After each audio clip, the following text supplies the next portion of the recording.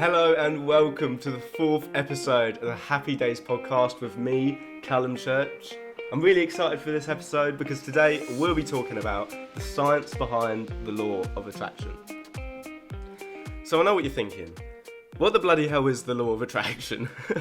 Well, the law of attraction is the ability to attract whatever we focus on into our lives. So basically, it brings our thoughts into reality. For example, you may focus on earning more money, and if you focus on that and you think of that, you will get those results. Or for example, it might be finding a good partner. You might think about the type of partner you would like, or the type of boyfriend, or the type of girlfriend. And if you focus on those things consistently, you will get those results. It might be losing weight. It might be putting on weight. If you focus on those things and keep it locked in your mind, then you will get those results. It might be quitting bad habits like alcohol or smoking. If you focus on those on those goals and those targets and you think about them actively, you will get those results. Now, something someone might do to attract what they want in life is to use something like a dream board, where they have a board on the wall and they pin things to it, whether that be images or text or quotes that will, remind them of their dreams and their goals, and it will keep it locked in their mind so that they keep thinking about it. Now, I know what you're thinking. What drugs have you been taking, Callum? Because this sounds ridiculous. It sounds crazy. It sounds a bit woo-woo, right? Thinking things into reality is just ridiculous. There's no logic to it. It's all just a bit crazy. But bear with me, okay? Bear with me. Stay with me, because the title of today's episode is The Science Behind the Law of Attraction. I promise there is some reasoning to this. Have you ever noticed that when you get a new car and you start driving around in that new car, you suddenly start noticing that there's all these similar cars? The same model of car is everywhere in the street, just driving around. Have you ever noticed that? For example, when I was a kid, my mum got a new car and I saw that car everywhere. And I was sat there like, this is crazy. I never realised how popular this car was. So one of my friends recently got a new car, actually, not too long ago.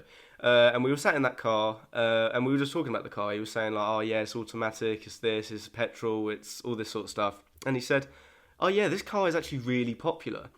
And I was sat there thinking, no, it's bloody not. I mean, I never see your car anywhere. You're the only person I know that has that car. Now, why is this? It's because a part of your brain called the reticular activating system. The reticular activating system. In the second episode of this podcast, I spoke about how to live in the present and maximise your life. And during this episode, I spoke about the natural attention filters in your brain and how they filter out all the unnecessary data that enters your brain. You see, we take in far too much information for which our brains can handle. I mean, think about, me just sat here. I'm looking at my computer screen, making sure that the recording's going okay. I can hear people downstairs. I can take in all this sort of imagery through my eyes. For example, I've got my whiteboard in front of me with text. I've got my pinboard over here. It's got more stuff. I've got my camera recording me, my phone's here, my notepad's here with all my notes for this episode. There's a lot going on around me, and I'm taking all of this in through all of my senses. I can feel the shirt on me. I can feel the table in front of me. I can, I still taste the coffee which I had just before recording. I'm taking a lot in, and all this data. It's actually 2 trillion bits every second worth of data that you're taking in. Meanwhile, our brains can only take in 120 bits per second. Now, if you factor in the fact that a conversation, just you listen to this podcast right now, is taking up 60 bits per second, that's half of your attention span. So if you were to listen to my podcast and then put on another podcast, or perhaps you were listening to my podcast and someone else was speaking to you at the same time, that would you would barely just process that. That would take up all of your attention per second. And all of your focus. What you don't know is that your conscious brain is actually the world's most exclusive club.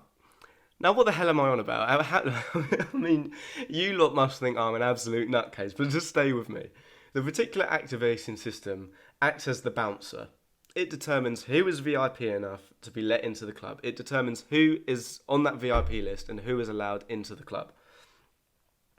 And this club is your conscious brain, your reality, what you are experiencing. So, for example, have you ever been sort of chatting to someone in a room, in a busy room, and there's lots of people talking? For example, it might be some sort of conference or something like that, or perhaps when take yourself back to school just before you were about to go to assembly, you're in form or something. Everyone's chatting. It's a busy room. It's quite loud, and you might be chatting to your mates when all of a sudden you hear your voice being spoken about from across the room. And that's the only word that you pick up from that conversation from across the room. Now, if you factor in all the data which you'll be taking in at that point, all this talking, you don't listen to any of those conversations. You don't take in anything other than your name when it's spoken to you. The reason why this happens is because your reticular activating system deems your name something which is VIP enough, it's worthy, it's important to you. So they actually put that, they actually let that into your exclusive club, which is your reality, your conscious brain. That is the reticular activating system at work. Now, here's another example I've noticed. When I read and I find a word I don't know, I might Google it. And then the next day, I Google it to understand what the word means and, to understand what I'm reading. And then the next day, I'll see that word again somewhere else. It might be online, or someone might say it to me, or something like that. And I'm sat there thinking, am I going crazy? Because I've never heard this word before in my life. And then all of a sudden, this word has been, I've come across this word twice in 2 days. That's nuts. Like, I don't get it. But the reason why you do this is because the act of me actually going ahead and Googling this word to find out its definition or what it means, it's resetting my reticular activating system to believe that this is important to me.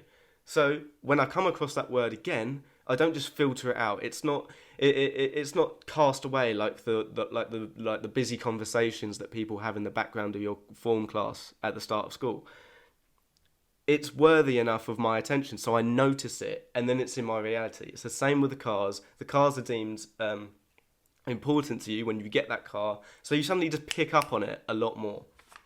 Now, another example which I've noticed is religious footballers. Have you ever noticed how many footballers have a religion? Because, after they win a game of football and you look at their social media, they might say on there, all glory to God, or something along those lines, or, a lot of the time they say they owe it all to God and stuff like that. And I was just sitting there thinking, like, how many of these footballers are religious? I don't get it. But they believe that they will achieve the thing, the thing that they want to achieve. For example, becoming successful at football and becoming a Premier League footballer, or a footballer of high talent. They believe that they will achieve that thing because they put their faith in God. And by doing that, you could say that perhaps they are resetting their reticular activating system. It is important to them, so it becomes their reality. And this is crazy. It's mind-blowing, but just stay with me. Now, I'm just going to read something from the Bible, and I'm not a religious person at all. I'm not a preacher guy, I don't think. I don't think so. But I just want to read this from the Bible because it's quite powerful, actually, and it's extremely relevant to this episode of the podcast. So just listen to this. This is from Mark 11:23-24. For assuredly, I say to you, whoever says to this mountain, be removed and be cast into the sea, and does not doubt in his heart, but believes that those things he says will be done, he will have whatever he says. Therefore I say to you, whatever things you ask when you pray, believe that you will receive them, and you will have them. Now, isn't that just exactly the same as what I'm talking about in this episode about the law of attraction and the reticular activating system? It's simply the same because they put their faith in God. They believe that they will achieve these things. So, in a way, are they not putting faith in themselves that they will achieve these things? Because if you believe it, your reticular activating system is going to be reset, and you will notice these things. It will become a part of your reality. Now, what I want us all to do is take advantage of ourselves. And what I mean by this, I mean we're going to mug ourselves off to live a better life. I want to reprogram our brains for success by resetting our reticular activating system. Now, how are we going to do this? Because the religious footballers, they do this by praying to God and believing that they will achieve these things and putting their faith in God. And whether you believe in God or not, you can still do exactly the same. And you don't have to pray. So, how are we going to do this? It's not some weird hypnotherapy or something woo-woo like that and crazy. It's not. It's quite grounded. We simply have to focus on what we want. That's all we have to do. We just have to implant it into our brains. We have to plant the seed and let it grow and let our reticular activating system bring that into our reality. Now, the reticular activating system only lets what is important to us get to our reality, to our conscious mind, and it only lets what is important to us be in our lives. So, for example, if say you come from a well-off background. I'm quite well off, and I ask myself every day, what have I done to deserve this amazing head start in life, which is what I've been given. However, technically, I believe the only head start I've been given in life is my mindset.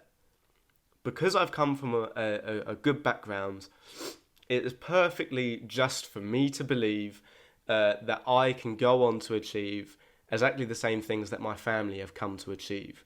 So, for example, if I believe I can do well in business and I can one day have a company of my own which is successful, I can do that. I believe I can do that, so I know I will do that. And it's because of my reticular activating system. It's important to me. It's something I focus on, so I know I will do that.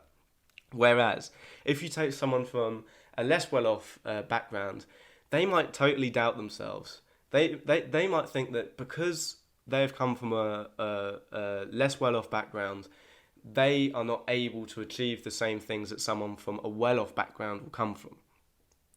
And this is all down to the law of attraction, but the science behind the law of attraction, it's down to the reticular activating system.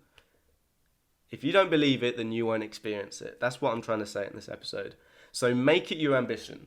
Set it as your home screen on your phone, your lock screen. Every time you open your phone, think about your dream or or what you want to achieve, and make sure that it's implanted in your brain. Plant that seed, force it into your brain, focus on it, and your reticular activating system will pull it out. It is mind-blowing, but it works. Work for it, learn about it, but you've just got to think about it. Make it your obsession, and you will obtain that. You will obtain that.